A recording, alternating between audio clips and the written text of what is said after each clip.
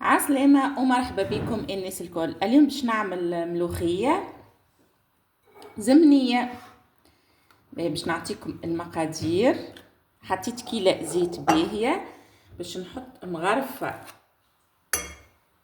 ونص طماطم، مغرفة ونص فلفل أحمر،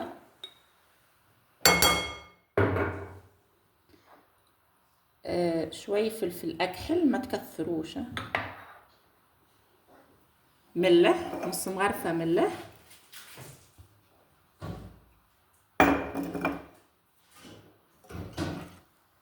نجيب الكركم،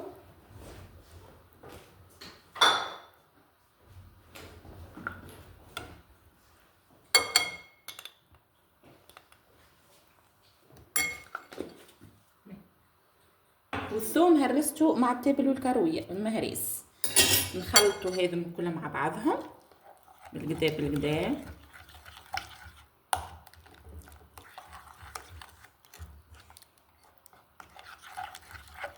بالحمل علوش رايا.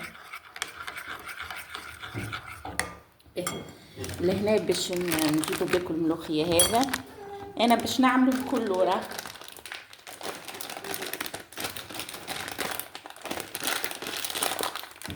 خاطر الحقيقه كي تبات تعجبني.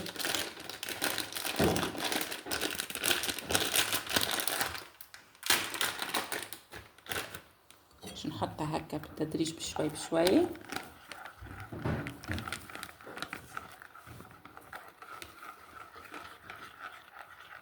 جربي اعمليها طيباها مثال وخليها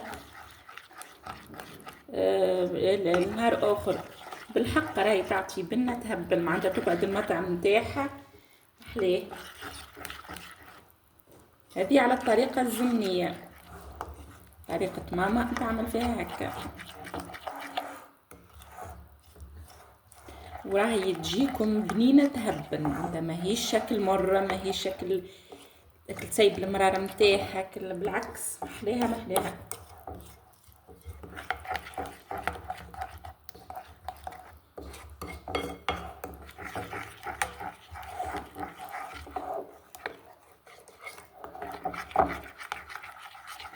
هذا بعد ما خلطناه وحضرناه نحطوه هكا على جنب.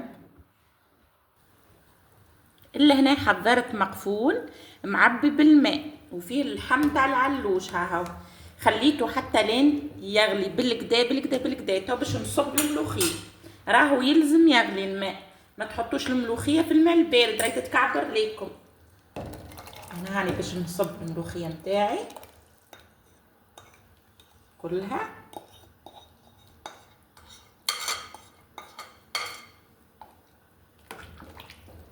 الطريقه هذه لا تتعبكم، لا تبقى تحرك، لا باش تحرك مره واحده وتنقص عليها الغاز في المرحله هذه، ومن بعد تقويها على روحك.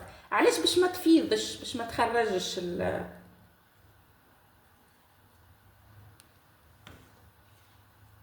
هكا.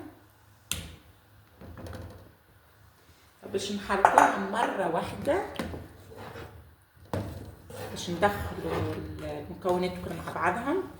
هكا الماء،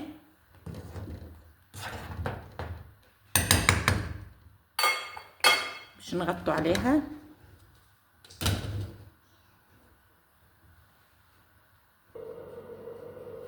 كيف ما تشوفوا الملوخيه متاعي حضرت. نودكم ولا نشهيكم في النص تياب رميت لها ورقه رند، ورميت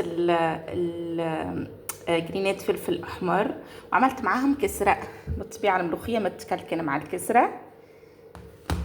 ان شاء الله تكون عجبتكم وصفه اليوم، وان شاء الله مع وصفات اخرى جديده.